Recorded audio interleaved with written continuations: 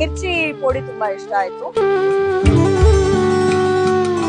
ಪೋಡಿ ಹಬ್ಬಕ್ಕೆ ಬಂದಿದ್ದೇವೆ, ಖುಷಿ ಆಯ್ತು ನಮ್ಗೆ. ನಾವ್ ಎಕ್ಸ್ಪೆಕ್ಟ್ ಮಾಡಿದಾಗೆ ಎಲ್ಲಾ ಪೋಡಿ ಟ್ರೈ ಮಾಡಿ ಆಯ್ತು. ಎಂಗುಲ್ಪುರ ಫುಲ್ ಪೋಡಿ ಹಬ್ಬಕ್ಕೆ ಬರ್ತದ. ಪೋಡಿ ಅಂತ ಹೇಳುವಂತದ್ದು ಮಂಗಳೂರಿನವರಿಗೆ ಒಂಥರ ಬಾಯಲ್ಲಿ ನೀರೂರಿಸುವಂತ ಒಂದು ಪದಾರ್ಥ ಅಂತ ಕರೀತಾರೆ. ನನ್ನ ಫೇವ್ರೆಟ್ ಕಾಲಿಫ್ಲವರ್ ಪೋಡಿ, ತುಂಬಾ ಎಂಜಾಯ್ ಮಾಡಿದ್ವಿ. ನನ್ನ ಇಡೀ ಫ್ಯಾಮಿಲಿ ಇಲ್ಲಿದೆ ಎಕ್ಸೆಪ್ಟ್ ಮೈ ಅಣ್ಣ. ಸೋಜಂಗ್ ಪೋಡಿ ಮಸ್ತ್ ಟೇಸ್ಟಿ ಉಂಟು, ಟ್ರೈ ಮಾಡ್ಕೊಳ್ಳಿ.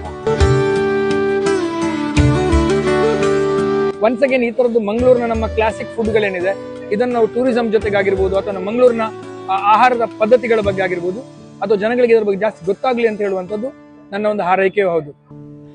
ಜೀಗುಜ್ಜೆ ಪೋಡಿ, ಬನಾನಾ ಪೋಡಿ, ಕಾಲಿಫ್ಲವರ್ ಪೋಡಿ, ಓನಿಯನ್ ಪೋಡಿ, ಹೀಗೆ ಬಾಯಲ್ಲಿ ನೀರೂರಿಸುವ ಆಕರ್ಷಕ ಪೋಡಿಗಳ ರಾಶಿ ಕಂಡು ಬಂದಿದ್ದು ಸಿಟಿ ಸೆಂಟರ್ ಮಾಲ್ನ ಗ್ರೌಂಡ್ ಫ್ಲೋರ್ನಲ್ಲಿ. ಬರ್ಗರ್ನ ಈ ಜಮಾನದಲ್ಲಿ ದೇಸಿ ಆಹಾರಕ್ಕೆ ಒತ್ತು ಕೊಡಲು ಪೋಡಿ ಹಬ್ಬವನ್ನ ಆಯೋಜಿಸಲಾಗಿತ್ತು. ಇಲ್ಲಿ ಹೇಗಿತ್ತು ಅಂದ್ರೆ ವಿವಿಧ ಪೋಡಿ ಖಾದ್ಯಗಳು ಜನರನ್ನ ಆಕರ್ಷಿಸುತ್ತಿತ್ತು. 10 ಬಗೆಯ ಪೋಡಿಯ ಟೇಸ್ಟ್ ಸವಿಯಲು ಜನಸಾಗರವೇ ಬಂದಿತ್ತು. ಇನ್ನು ಪೋಡಿ ಸವಿಯಲು ಕೆಂಪು ಚಟ್ನಿಯನ್ನ ನೀಡಲಾಗುತ್ತಿತ್ತು. ಇದರ ಟೇಸ್ಟ್ ಸಖತ್ತಾಗಿತ್ತು. ಪೋಡಿಯ ಜೊತೆಗೆ ಫಿಲ್ಟರ್ ಕಾಫಿ ಕೂಡ ಇತ್ತು. ಇನ್ನು ಪೋಡಿ ಬೇಡ ಅನ್ನೋರ್ಗೆ ಅತ್ತ ಬಿಸಿ ಬಿಸಿ ಮಸಾಲಾ ದೋಸೆ ಕೂಡ ರೆಡಿಯಾಗಿತ್ತು.